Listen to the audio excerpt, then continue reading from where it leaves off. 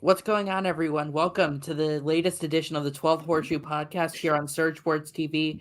I am Jack Rizzo, joined alongside by Eli Weintraub. Eli, how you doing? Good. How are you doing today, Jack? Pretty good, pretty good. Just kind of, it's kind of the quiet time right now for the NFL. Yeah, Now that minicamp is over, we have about 5 weeks until training camp starts. yep. So And there's not really gonna preseason. be too much over the next month. So sit back and relax because once training camp is starts, we're off on the go. Yeah, we're ready to um, go. so today on the podcast, we're pretty much just going to talk about the latest news in the NFL. There's not too much. So today's episode's probably going to be a little shorter, but yeah. So before we start, though, I do want to give a shout out to Maxwell at Matty Ice 12, who had a contest on social media that I won. So I received a Shaquille Leonard autographed jersey, which I'm Oh super wow, pumped about. That's going to get sent in the mail. So thank you, Matthew Maxwell. good I job, can add Jack. that to my Peyton Manning jersey, which is right next to me, not on camera. But Yeah, once again, thank you. Really appreciate it. awesome job, Jack. And Um, yeah, so today we're just going to talk about the latest news on the podcast. There's been a couple of things going on in the league. There's the stuff with the gambling policy. We have a couple of big free agents that are now out there. We have some injuries to talk about, some mini camp storylines, couple of other things. I think the biggest news though is the gambling policies. This has yeah, been an issue now for about the last year. It started last year with Calvin Ridley and getting suspended. And now this year we had several Detroit Lions get suspended around the draft time, a couple for 6 games, like the Jamison Williams, a couple for the whole season. And now one that hits close to home for me, Colts corner Isaiah Rodgers is being investigated by the league for possibly betting on his own team nonetheless. So if he's guilty, that would likely be a full year suspension, and his future is in doubt. So, Eli, what do you think about this gambling policy? And do you think the NFL needs to make more clear what the policy actually is? yeah. I mean, Ian Rappaport reported yesterday on Twitter the NFL 6 key rules for all players, and I'm just going to read that real quick before I give my thoughts. He reported what the NFL says. Don't bet on the NFL. Don't gamble at your team's facility while traveling for a road game or staying at a team hotel. Don't have someone bet for you. Don't share team inside information, and don't enter a sports book during the NFL playing season. And don't play daily fantasy football. That was like some of the major like gambling policies. Now, do I stand for it? Absolutely, because you should not be betting on football, considering that you play for football. Now, other sports, I would say, yeah, you should be able to after your season is done. So once February and after Super Bowl is over, then just feel free. And of course, then the finals will start for both NBA and hockey. You have your horse racing to do. So you have a lot of stuff. So I agree that you should not be gambling during your NFL season, regardless of which sport it is. But I do believe that once the Super Bowl concludes, that the players should have the opportunity to gamble at their own willing. Obviously, now, not saying that you should do it, but if that's what's going to make them happy, then go for it. Yeah, it's definitely it's something that has happened a lot, and the Isaiah Rodgers incident, it's not going to be the last one. So Yeah, it's definitely a problem.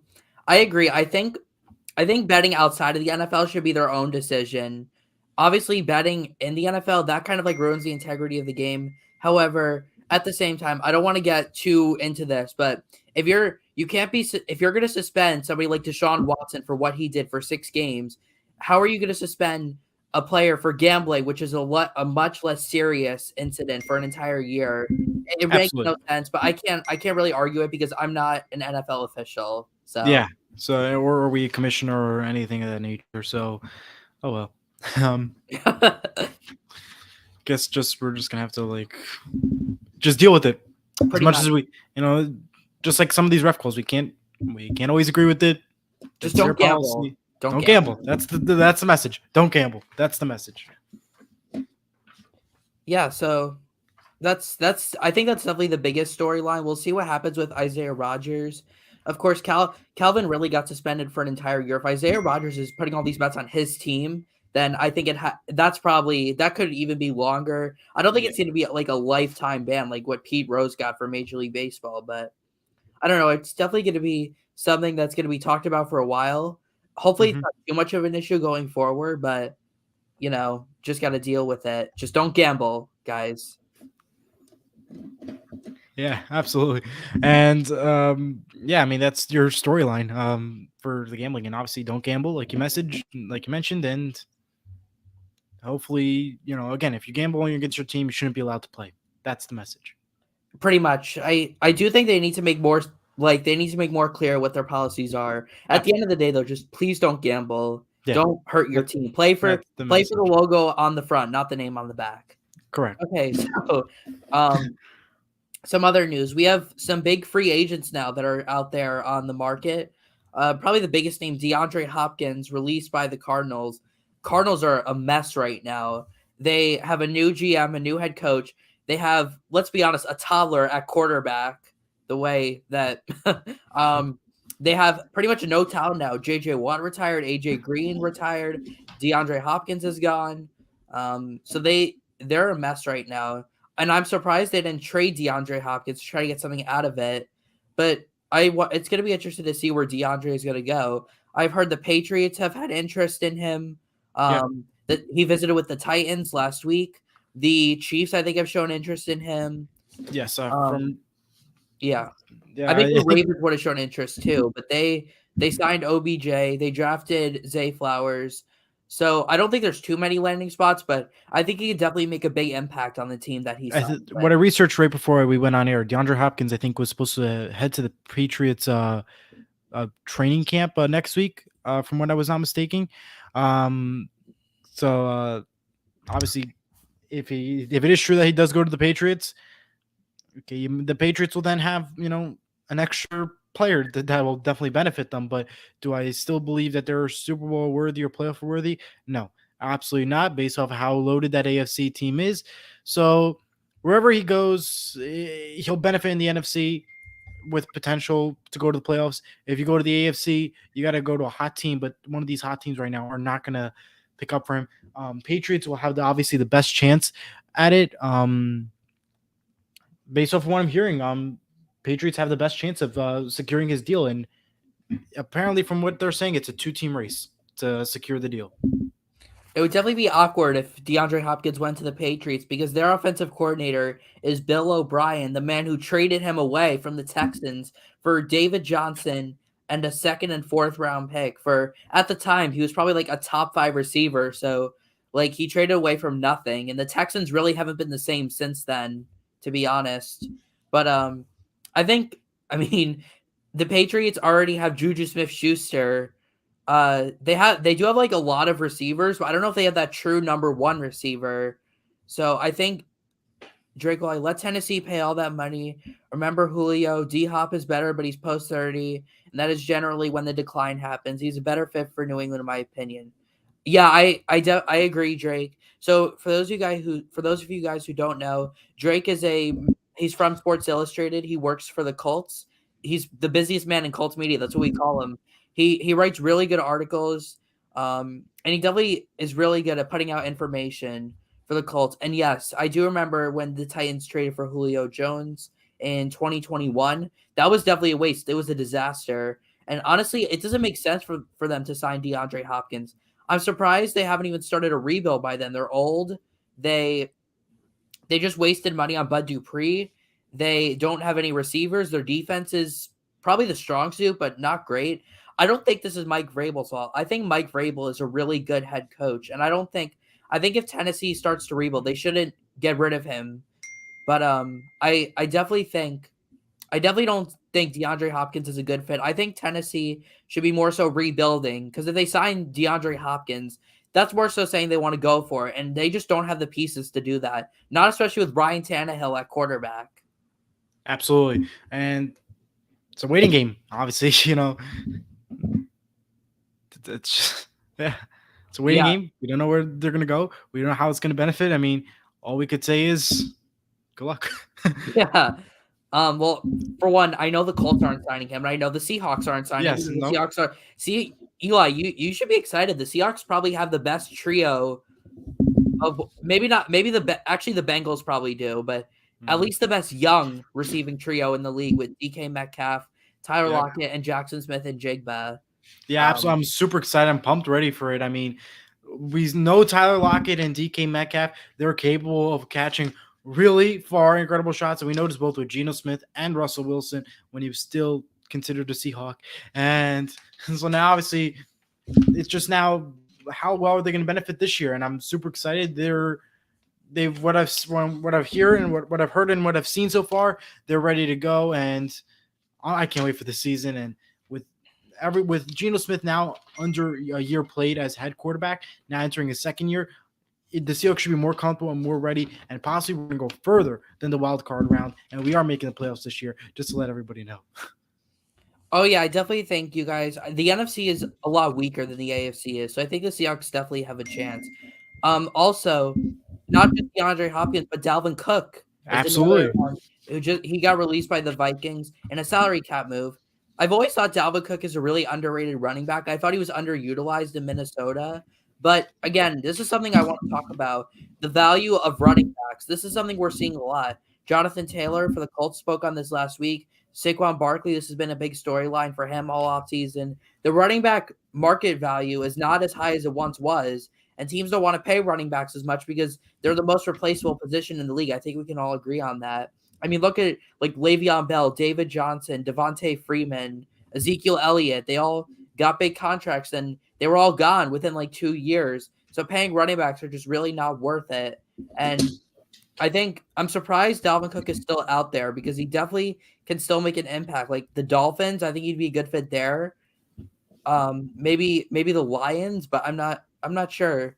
Like I think he definitely can still make an impact. Maybe not like be like the workload of an offense, but at least be like a nice secondary piece and a nice security because he's a good pass catcher too out of the backfield. So Dalvin Cook still have value for a team, but teams just don't value running backs as much as they once did.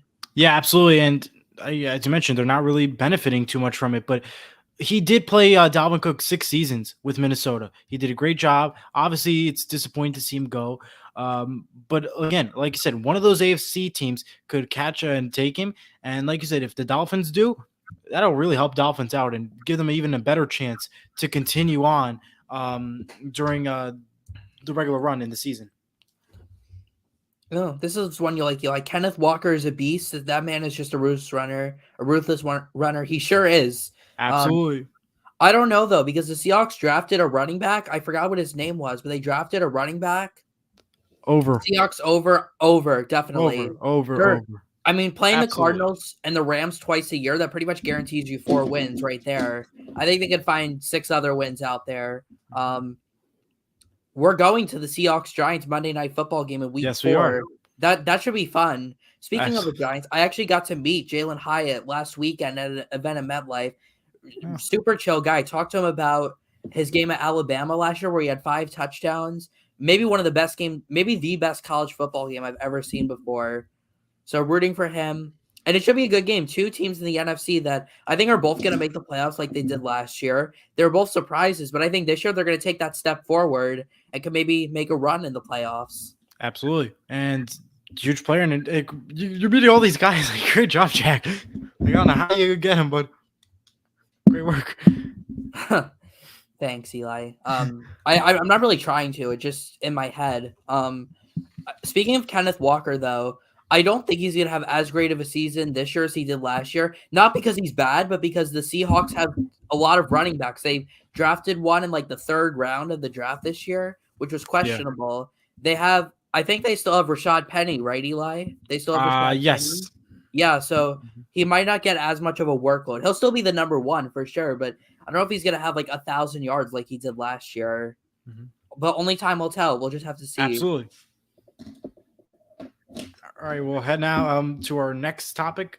One of the huge. Oh, hey, Bobby. Fellas? Oh, can you hear me? Yeah, we can hear you. Hey, hang on, Eli. I just have to get off real quick because I have to plug this in before it dies. So just carry on with the show. I'll be back in like 2 minutes. All right. Well, Rashad Penny is on the Eagles, by the way. Oh. All right. I think I'm here behind the scenes. Yeah, I just want to let you know that Rashad Penny is on the Eagles. All right. Thanks for letting me know. So busy lately. So. No problem. Yeah. And also, you guys were mentioning Dalvin Cook. Dalvin Cook is a difference maker. Any team he signs to is gonna catapult in the odds to win the Super Bowl or whatnot, or or over under wins. Mm-hmm. I believe he's waiting and holding out for $10 million a year. So he has time, because as you all know, it's inevitable that someone gets hurt, especially running backs in the postseason and preseason and whatnot. I'm not sure if you guys even mentioned it, but even one of the Jets players got hurt yesterday. Yeah. What's his name? Jeff Clark. Yep. I saw it this morning that he was out for the season. Yep. Ian Rappaport reported. Yep. Absolutely. And Dalvin Cook, I mean, Zeke Elliott, yeah, he's waiting for a backup position somewhere. But Dalvin Cook is somebody who's going to improve and wait for that final spot and go from there. Absolutely agree. I'll hang out with you until Jack is back. All right. In the meantime, the Jaguars are possibly looking into Daytona Stadium, or the racetrack, for a potential home for this upcoming season, as they repair TIAA Bank Stadium, which is the current Jaguars' home. They have two international games this season in London. So obviously a lot to look there. With Daytona, do I think that's a great place? If it's going to give them a win, sure. I know they were also looking for Florida University as another location as well. So they'll have to wait and see if it's going to give them a win. Play any day in Daytona. It's just going to be different. I think, as you mentioned, I think you'll see the Jaguars playing a lot more in Europe. Absolutely. Until the stadium is completed, because their owner is British, and they do have a big following in England, being that's the one team that always seems to go there a lot. And I asked this with Jack last week. Do you think they're going to possibly permanently move to London eventually? I don't know. I mean, it depends if they're. I mean, they got a good young core right now. Matter of fact, I even believe Pete Prisco's CBSSports.com top 100 players for the year predictions had the quarterback at number 10 or something, or top 20, which is really high for him. I wasn't a big fan of whatever his name is. I'm skipping my mind, but you know what? He has a good cast behind him now. Calvin Ridley's there now as your number one wide receiver with that running back. So I guess it all depends if they grow their fan base. I think that's one of the cheapest places to watch a game or go to a game, because they're almost never sold out on a home game. And if they can grow their fan base with this young team and start winning some games, there's Jack. And we'll go from there. Hey guys, sorry, and they're going to definitely they're definitely going to go far. Definitely next year. I mean, they did a phenomenal run this year. Obviously, they had to play the Chiefs. The Chiefs had obviously destroyed them, but they had chances though. And Jaguars are a rebuilding team. They're doing a great job, and we don't be surprised. They're competing for that conference spot, and they well deserve it. And it'll be a good run in the AFC to see. And of course, as we mentioned, AFC is loaded this year. No matter which team you're looking at, they're loaded. They're ready. So it's really going to be a fighting battle game for that entire AFC, and especially for the Jaguars, who had a phenomenal run last year. And don't forget, sorry, Jack, the Colts are going to rebuild this year. Yeah, I mean, you're probably right. Between them and though, I think we could at least win like 8 or 9 games, but I'm not. I don't. You could surprise. It all depends on your quarterback. But you got yourselves, you got the Texans who are rebuilding, and you got Tennessee, who's no one knows, like you mentioned before, no one knows what they have. So I said that before. Like I told them, it doesn't make sense why they're trying to go after DeAndre Hopkins. Well, because they have the worst receiving core in football. That's why. But I think Hopkins at this stage of the game goes to New England. That's where I'm saying. Yeah. All right. I think that's what they're saying. All right, guys, I'm going to hop off. There's some basketball news coming, so I'll be behind the scenes. All right. To go back to the Eastern Bloc, the Jags are actually never mind. I was going to say because the Jags are actually contracted to play in London every year. Yeah, absolutely. So sorry about the brief delay, guys. Just had to plug in my device. All right. We don't want to And lose another you on news, that. the Bills have promoted Eric Washington to assistant head coach from defensive line. That was announced yesterday. Obviously, it'll saw be that, yeah. huge help, and we'll see how well the Bills can benefit from it. And the other major news from the Bills was Stephon Diggs. He missed opening practice last week. It was huge news that made all over the NFL. Obviously, we now know that it was excused absence. But what are your thoughts on that, Jack? About Stephon Diggs? Do you think he's comfortable? I mean, he's only in year 2 of his $96 million extension. Yeah. This has been something that has happened to Stephon Diggs before. He's always been a guy who shows frustration. We saw this a lot in Minnesota. Honestly, I can't believe he was there for that long before he got traded. The guy wants to win, and he makes that clear. And he also wants to be featured in the offense. He feels like he's not being targeted enough in the offense. And I can understand why. They were destroyed in that divisional round game against Cincinnati. They got nothing going. Absolutely. And that 17-point margin, it honestly doesn't do justice. They played like they lost by like 35.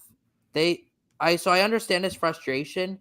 I don't think he should be like holding out of minicamp like that. Like, I think he should just like stay humble and just come back at it next year. The Bills are pretty much have the same core as last year, so they pretty much have a good chance of winning again. I don't, but it's not me, and that's the Bills' problem, not mine. So. Absolutely. And apparently the situations were resolved, and he has worked well with upcoming practices and updates and more. We mentioned about Daytona. One last thing before I forget. Seahawks. Yes, Seahawks. Pete Carroll said 2 weeks ago that Jamal Adams we'll see, he said, on if he'll be ready to play. He is in year 3 of his contract. He is absolutely crucial for the team. He did face injury. In my opinion, he's a key player, and I hope he comes back. And obviously, from what Pete Carroll said, we'll see. It's definitely interesting, and I hope he's back because he's crucial for this Seahawks team. Yes, I haven't heard a lot about Jamal Adams over the last few years, but I agree. A couple of other OTA news, going back to the Stephon Diggs thing, or the Bills thing, I should say. We talked about the Jags before. The Bills are also working on getting a new stadium. I think, are already working on building a new stadium there in Buffalo, which is important because the stadium they have is kind of outdated. The game experience is fantastic. Bills fans might be the best in the NFL. Yeah, but you know what I don't understand? They still haven't built a roof. From what the new stadium's gonna have a roof. Because I thought I saw the image in the graphic. It said that they weren't gonna have a roof. It was just like an open stadium again. I could be wrong. Say within the next like 20 years or so, every single stadium the NFL is gonna be like a retractable roof because it just makes sense. Absolutely. Maybe except for maybe like Arrowhead or Lambeau because obviously like the historical value. Yeah. Other than that, though, MetLife, because where can they build it here? I don't see by like 2040. And the Lions, switching off topic, Lions, they reveal a new helmet logo for this coming season. I'm putting up the graphic right now. Do you think they're going to win with this helmet? How well do you think? How do you like it? What are your thoughts on it? The Lions are going to win regardless. I am super high on the Lions this year. They're my pick to win the NFC North. I think they can really make a run this year. I think it all starts with Dan Campbell as their head coach. I think he's a fantastic coach. He's a motivator. I think Jared Goff gets too much hate. I think that if the Lions can win games and they can like win a Super Bowl, that Matthew Stafford trade is going to be the best one of all time. That could be like the best win-win trade of all time if the Lions can get a Super Bowl out of it. So I'm high on the Lions. If the Colts don't win the Super Bowl this year, that's who I'm rooting for to win the Super Bowl. And the Lions are wearing it for I know this off the top of my head. They're wearing it for their Week 8 Monday Night Football game against the Raiders and their Week 18 game against the Bears or the Packers. Oh, wow. So that's going to be beneficial. In other news, Patriots owner Robert Kraft is very confident that New England Patriots can win the most difficult division in the NFL. So he thinks that that's going to be a difficult division. What are your thoughts? It is going to be a difficult division. I'm not going to be too high on the Jets yet because I mean, we saw with the Browns in 2019 and the Broncos last year. Absolutely. No matter what the hype is, you haven't proven anything until you actually win games. So, once the Jets start winning games, then I'll take them seriously. The Bills are one of the best teams in the league. We know that. The Dolphins as well. If Tua can stay healthy, Tua has to stay healthy because he had 3 or 4 concussions last year. Yes, he did. And comment from Drake Wally again. I agree. Yeah. Really, Goff is really underrated. His combination with Campbell seems to be what he needed and looked very good. Just watch Dan Campbell's post-game speeches. That's all you need to know about the culture that they're building there in Detroit. It really is special. I would play my heart out for Dan Campbell, and I'm being serious. Absolutely agree. The other news, this was actually pretty recent as of yesterday. Dolphins wide receiver Tyreek Hill under investigation for an allegation of assault and battery. This happened yesterday, so obviously this was still trending. This came out obviously yesterday. Apparently this was announced on Tuesday. And what the NFL says, we are aware of the situation and have been in contact with Tyreek and his representatives and the NFL. The Dolphins said in the statement, we'll reserve further comment at this time. So I don't really want to get too much into that because it's an ongoing case. So I think we should just move on and go and talk about. Is there any? I don't really know, Eli. There's not really much else that. Yeah. Do you want to talk? Hey, for the first time, do you want to talk about any other sports like the NHL, the Stanley Cup Finals, the NBA Finals? Sure. So we'll start with hockey, I guess. Actually, we'll start with basketball. We'll go basketball first. Tonight's the NBA draft, which is happening in Barclays Center rather. I'm not watching it. Sorry. Yeah, me neither. Maybe just a little bit. I don't know. We'll see. I forgot what the name is, but there's somebody who's obviously gonna. I think it's Victor Wemba. Yep. Wembanyama. I don't know. Yep. I'm not even gonna try to pronounce the name. But hey, congrats to the Nuggets for winning their first championship. I actually did watch the NBA Finals. I was rooting for them. Absolutely. Congrats to the Nuggets. Football only. I know, Logan, but it's filling in time. Yes, we got to fill in time. I don't have any other news except here. If you want me to bring one more thing in, Chris Paul to Golden State, I do not care. I'm sorry. I don't care enough about that.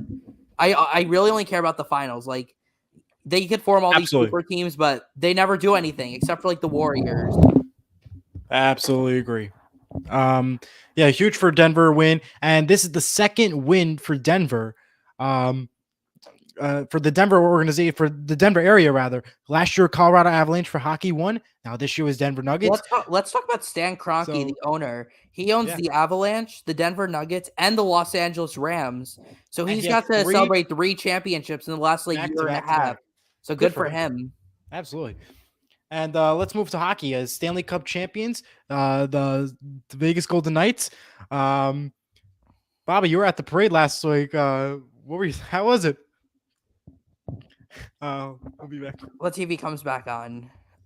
Oh, I didn't make the parade because I was stuck on the outskirts. There was so many people there. Yeah, I figured that. Well, I was watching it on TV. I got my championship hat. Oh, good. So it was fun. I got some pictures. But yeah, it was definitely a fun event. It was just too packed. And they closed down this trip way early for traffic, so we were kind of left behind. Absolutely. It was still fun. It was still fun.